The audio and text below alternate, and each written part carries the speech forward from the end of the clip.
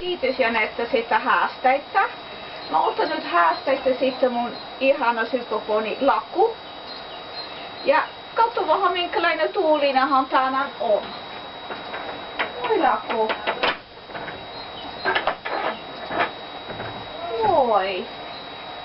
Näyttää, että ei ole vielä ihan hyvä tuulinen, mutta katso nyt, kun sitten pääsee riimu päälle ja vähän rapsuttaa. Niin. Niin. Hienosti.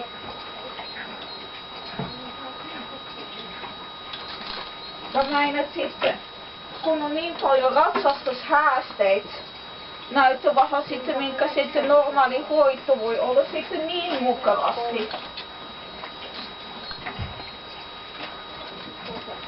Okei.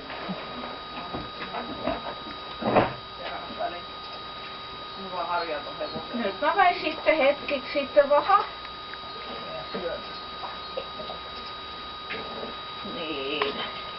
Rapsuttaa. Että tulla vähän parempi tuulinen. Mitlos täällä nyt on niin paljon halua, että sitten ei hirveästi innosta mitä muut.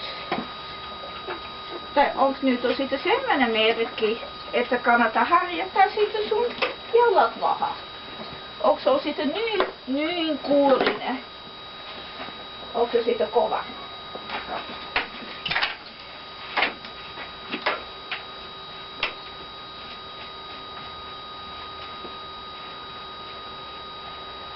Niin.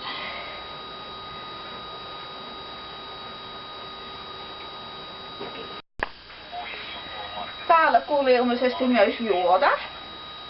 Laku, otamme yksi.